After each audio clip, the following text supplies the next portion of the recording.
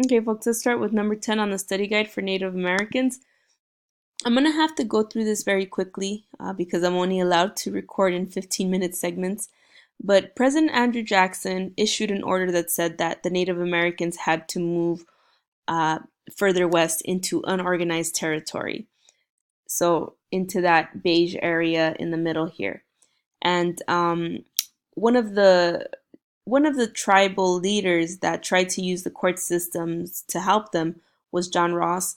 The court did not help them, and they ruled that they had to move west into unorganized territory. And so many tribes moved into mostly into the Oklahoma region. And what ended up happening was that John Ross's tribe, which was a Cherokee tribe, they had 16,000 people that had to um, go through that forced march in the dead of winter, in one of the worst winters of that decade. And many people lost their lives, 4,000 out of the 16,000 people. And that's just for the Cherokee. I'm not even listing the numbers for the other tribes. And it was poorly executed. Um, they didn't have enough resources, whether it be food or horses or soldiers to help them, do that forced march. It was just a devastating experience for anybody who was forced to leave their land, and it was just a land grab.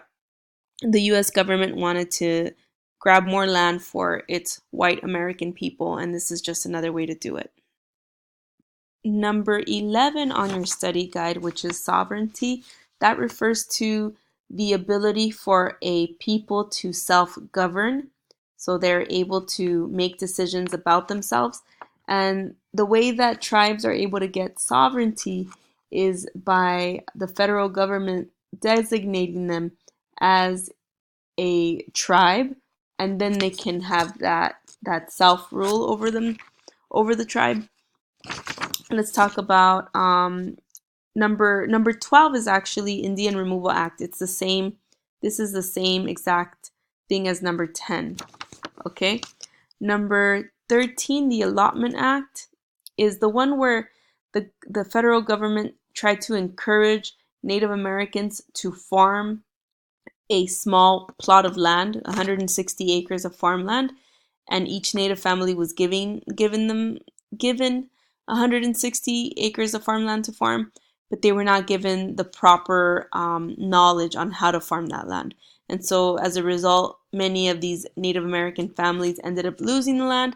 And you can see here that there is like an advertisement, Indian land for sale. And it's a perfect title, possession within 30 days.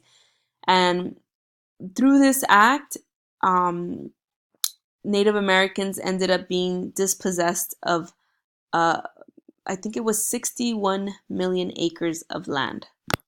The next act that I want you folks to know about is the Reorganization Act in 1934. And this was seen as a step in the right direction because now the president at that time was giving more power back to the tribes, and it was decided that the tribes could adopt a written constitution and elect a tribal council with the head. Not only that, but it started to return tribal lands that they had lost during the Allotment Act. The Termination Act, which is number 15 on the study guide, was a policy that proposed as an attempt to give Native Americans greater autonomy and at the same time reduce federal expenditures. The federal government made an assessment on the tribes that they believed could be self-sufficient and the tribes that could not. For those tribes that they believed could be self-sufficient, they stopped giving them federal funds. So that means that whatever money that they were getting for hospitals, schools, roads, all of that was gone. And this was supposed to be in phases, and it did not happen in phases. It happened from one day to the next. So they were completely in shock when this happened, and many tribes that were affected by this continued to be affected by this for the next 20 or so years. The Alcatraz island occupation, we talked about that more towards the beginning. Here it is.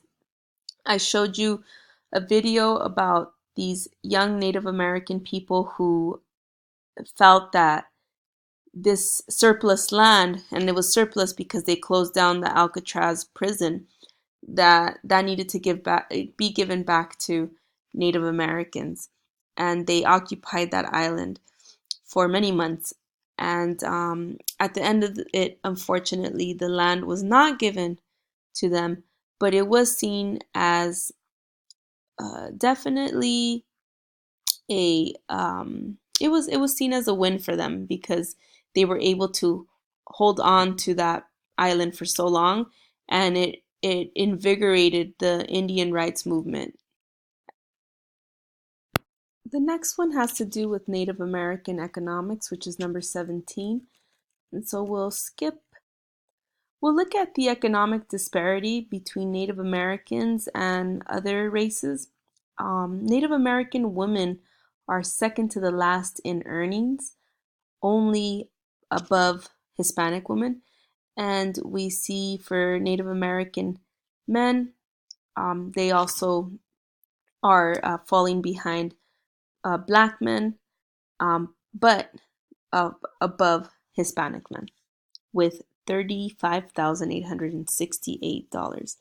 The other thing to know about Native American economics is just life on the reservation and how many reservations are faced with economic struggles.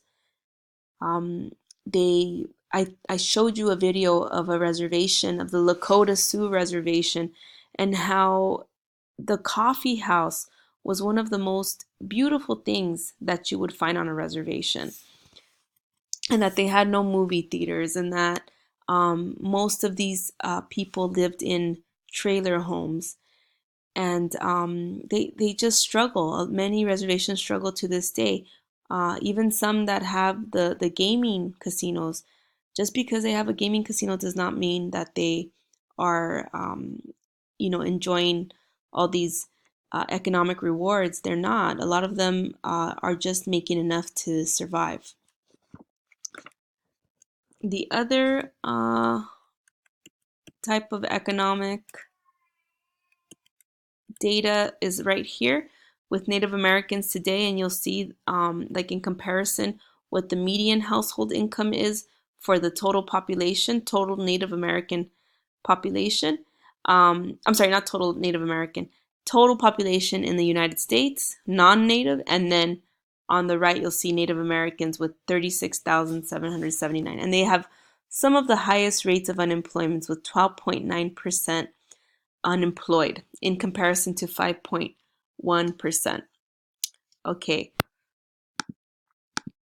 Okay, so I noticed that you have number 19 and number 20, which we did not cover Native American tourism, nor did we cover Native American gaming. So we're going to skip over 19 and 20, and we're going to go to Indian boarding schools, which is in the second half of this presentation, Education Native Americans. And you'll find everything you need in these slides, but just know about the Indian boarding schools that they were meant to assimilate.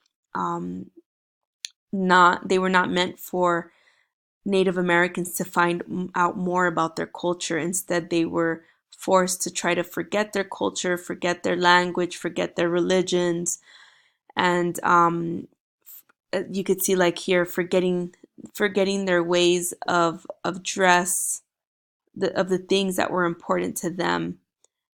And they anglicized the children, and the children, when they would get there to these boarding schools, they would go through degradation ceremonies where they would chop off all their hair, where they would delouse them and put all these chemicals on them, and they were beaten and they were forced to labor, even though it was supposed to be a school to teach them, all the skills that they needed. They were used for their labor on these school farms.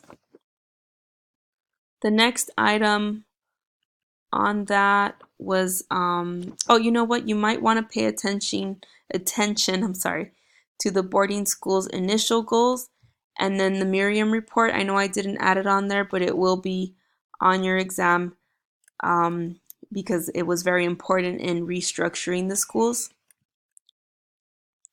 Native American education today. So we're going to have about 2 questions on tribally controlled colleges. So we have, the Dina Navajo College, and there's currently 32 tribal colleges and universities. That would include community colleges in there. It's not just like state universities. Okay. Here's a picture of Dina College in Arizona. And remember some of the major points that I made here, which was that the TCUs have small student bodies, and I wrote up additional information on the board, and I told you that I think Dina College was about 1,000 students, if I'm correct. No, 2,800 students. So they have very small student bodies. They're in remote locations. Any student, even non-native, can enroll. The degree programs are limited. They don't have any PhDs at any of these colleges, and they are underfunded because many of them do not receive federal funds. Finally, the last item on the Native American chapter study guide is kick out or push out, and the term was derived from a study by a researcher named Rosalie Wax, and when she went and studied the Sioux, the Lakota Sioux, and their experiences in the public school system that was off the reservation, she realized that they were very isolated because the curriculum did not speak to them, but also because the teachers were not very supportive, and in fact, the teachers saw them as being problematic students, and they would have the cops called on them for the tiniest misbehavior. So Native American students have very high dropout rates. You could see that it's 15% compared to 6.4% of whites. But she said it's not. We shouldn't call it a dropout. We should call Native American students who leave school a kick out or a push out, because really they are facing so much hostility that they feel that there is no point to attending school. And that concludes this part of the study guide.